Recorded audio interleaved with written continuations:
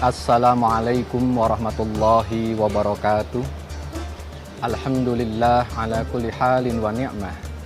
Wassalatu wassalamu ala nabina Muhammadin sayyidil ummah wa ala alihi wa ashabihi ahlil ilmi wal hikmah, amma ba'du.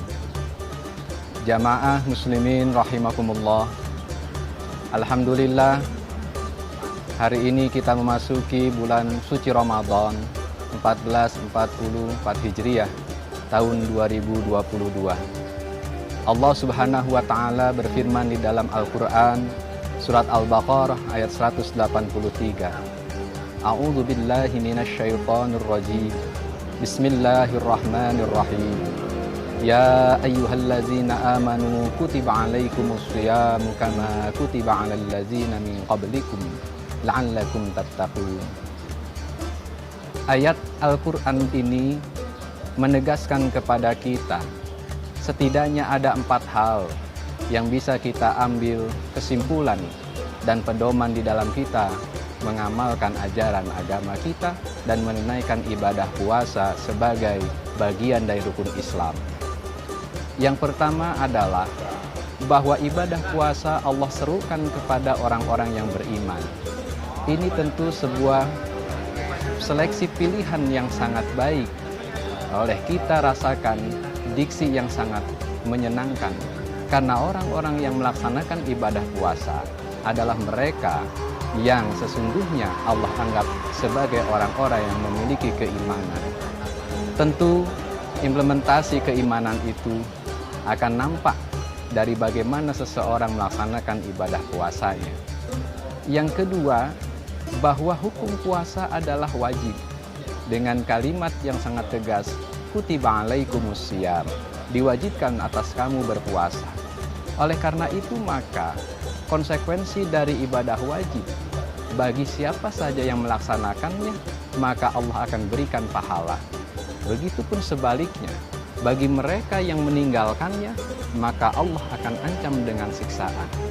Yang ketiga, bahwa ibadah puasa itu ternyata tidak hanya diwajibkan kepada kita umat Nabi Muhammad SAW, melainkan juga diwajibkan sebelumnya atas umat-umat sebelum Nabi Muhammad.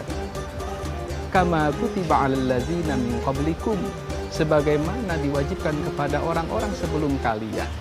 Ini artinya bahwa rangkaian ibadah puasa merupakan syariat yang Allah siapkan untuk semua umat manusia. Karena demikianlah kita diciptakan oleh Allah Subhanahu wa taala. Wa ma khalaqtul jinna wal insa illa liya'budun. Di dalam surat Az-Zariyat ayat 56 Allah katakan, tidaklah aku ciptakan jin dan manusia kecuali hanya untuk beribadah kepadaku.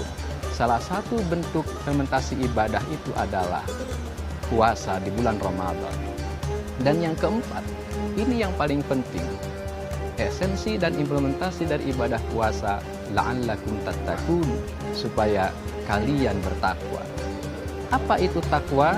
Imam Nawawi dalam kitab Salalul Fudala menegaskan bahwa takwa adalah imtisalul awamir wajtinabun nawahillah, melaksanakan semua perintah Allah dan menjauhi semua larangannya. Orang yang bertakwa dapat diartikan bahwa dia yang patuh tunduk kepada Allah Subhanahu wa taala dan dia yang mau meninggalkan semua larangan-larangan yang telah Allah berikan kepada kita sebagai warning untuk ancaman di akhirat. Jamaah muslimin yang saya hormati, di dalam kitab Subulul Huda dikutip pendapat dan ucapan Sayyidina Ali karamallahu wajhah tentang definisi takwa. Qala Ali bin Abi Thalib karamallahu wajhah, at-taqwa hiya al-khawfu minal jalil wal amalu bit tanzil war ridha bil qalil wasti'dadu li yaumir rahim. Takwa adalah al-khawfu minal jalil, takut kepada Allah Subhanahu wa taala, takut kepada Allah yang memiliki sifat yang maha mengetahui tentang apapun. Orang yang bertakwa akan senantiasa merasa diawasi oleh Allah Subhanahu wa taala. karena Allah mengawasi dirinya, dia tidak berani untuk melakukan perbuatan-perbuatan maksiat menentang apa yang Allah larang.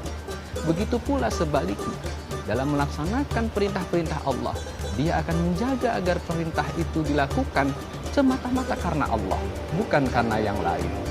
Yang kedua, wal amalu bitanzil. Orang yang bertakwa itu beramal saleh, melakukan aktivitas kehidupan di dunianya berdasarkan Al-Quran. Karena memang demikianlah pedoman kita, jamaah muslimin rahimakumullah. Nabi Muhammad SAW bersabda, taraktu fikum amaraini ma in tamasakum bihima lang tadillu abada, kitab Allah wa sunnatar rasul. Aku tinggalkan untuk kalian dua perkara yang jika kalian berpegang teguh kepada dua perkara itu, kalian tidak akan sesat selamanya.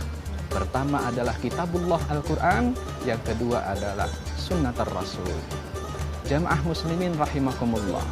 Yang ketiga, orang bertakwa dikatakan oleh Sayyidina Ali bin Abi Thalib adalah ar-ridha bil qalil.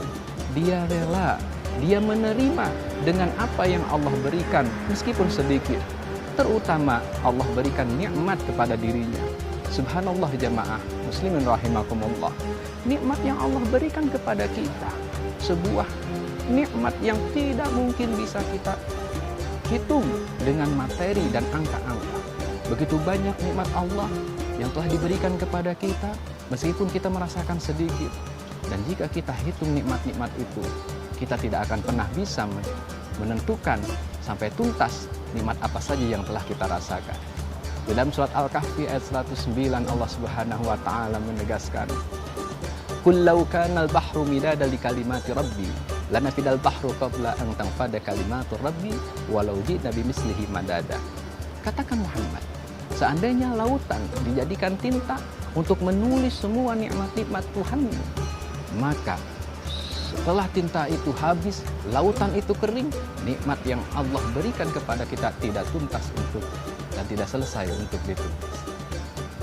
Jamaah muslimin rahimakumullah, terakhir adalah bahwa takwa istidadul yaumil akhir, mempersiapkan diri untuk hari akhirat. Hari akhirat adalah hari kepastian, di mana semua kita akan menemui hari kiamat untuk memasuki gerbang alam akhirat.